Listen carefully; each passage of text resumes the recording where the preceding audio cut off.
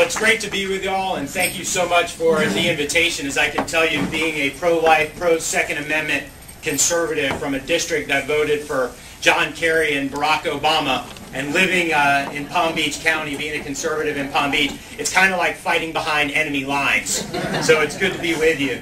As was mentioned back in 2007, while I was serving in the Florida legislature, Marco Rubio then selected me to lead the Republican conference. And it was during that time that we were fighting for a conservative agenda in Florida. And we weren't just battling against the Democrats. As you remember, we were also battling against Charlie Crist and those Republicans who were saying that the best way for the Republican Party was more moderation, that the best way for Republicans to beat the Democrats was to join them. And even back then, I was saying Republicans don't need to be less partisan. Republicans need to be more principled. And what I don't think you know about me, while you know I served in the legislature, is that I'm the son of two liberal Jewish Democrats who was born in Brooklyn, New York, and moved to Palm Beach County at 7 years old. Certainly not the bastion of conservatism, but in spite of all those influences, I grew up as a lifelong conservative. So I know what it means to go against the grain, even when it's not popular. And that's what I think we need right now more than ever. People who aren't afraid, not just to stand up to Democrats on taxes and spending, but also to stand up to Republicans who stray away from our conservative principles, like I did when Charlie Crist was doing that. And I can tell you this, when you are a minority of a minority, you have to be even more principled, more determined, more resolved to know what you believe in and stand up and fight for it. And I can tell you, and my wife's here and she can attest to this to you as well, I did not have a 5-year plan to run for the United States Senate. I just got into this race about 2 months ago, but no matter where I go, my message is the same, whether it's in Pinellas County or Palm Beach County. And I am here today for the same reason that each and every one of you are here. And that is because we are in a battle for the heart and soul of our country, and now is the time to fight. Now,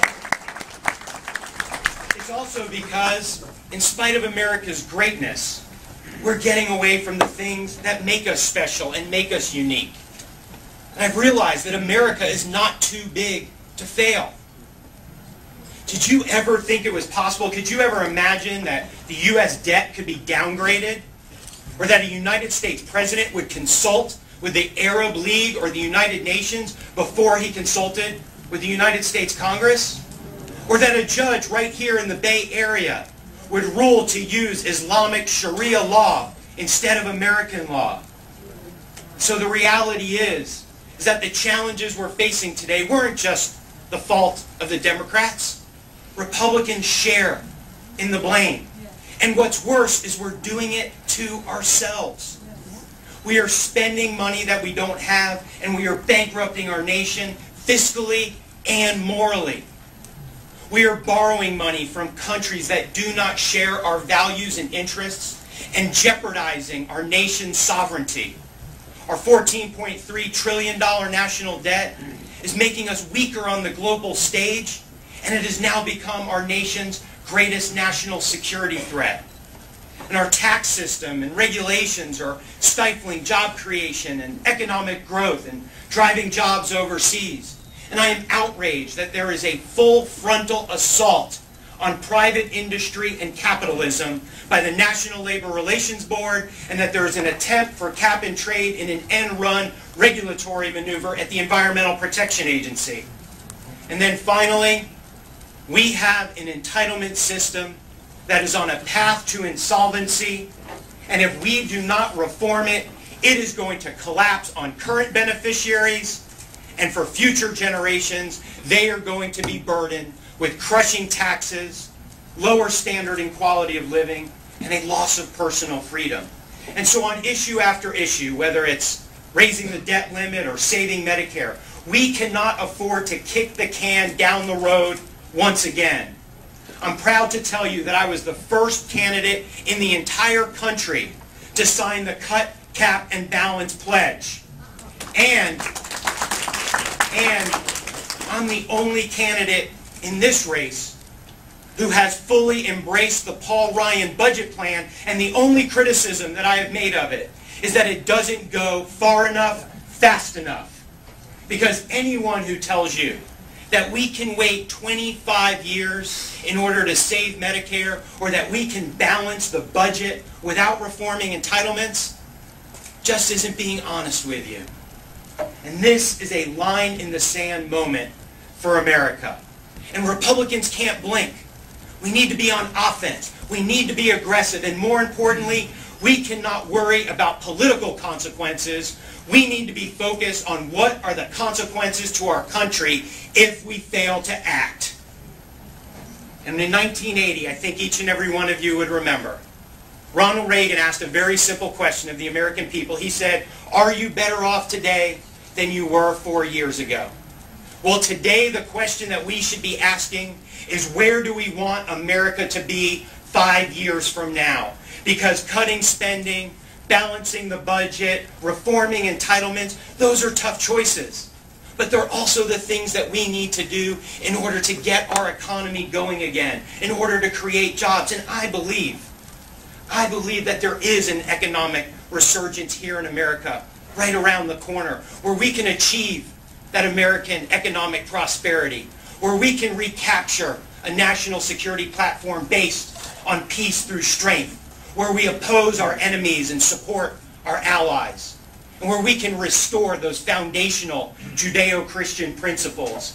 But we cannot get our country back until we take back control of the United States Senate and make Barack Obama a one-term president.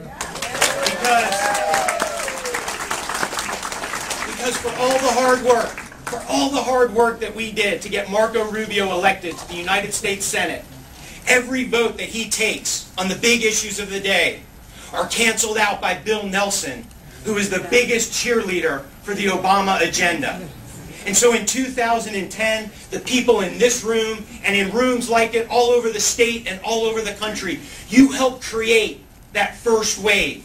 But in 2012, it's time to send reinforcements to Washington, D.C. And not just any Republican, but Republicans who have the courage to say what needs to be said, and more importantly, the courage to do what needs to be done. Now, I know a lot of other folks in this race are going to come in and they're going to tell you about their accomplishments that they've made in the last year. And quite frankly, because of you, those accomplishments have been possible. They've actually even been popular. I've proven it when it wasn't popular. I was the only candidate fighting alongside with Marco Rubio back in the state legislature to eliminate property taxes and replace it with a consumption-based sales tax. I am the only candidate who has continued to speak out for years about the threats of Sharia Islam, not just on foreign soil, but from those who seek to destroy us from within. And I'm the only candidate in this race who voted to support offshore drilling off of Florida's coasts, and then even after the BP incident, did not waver in my support because it is so critical to our nation's national security and energy independence. And so I'm here today, and I am not worried about losing an election. I'm worried about losing our country. And so I want to thank each and every one of you in this room for all that you do, all that you continue to do, and I hope that you will join our movement to fight Washington and save America. Thank you all so much.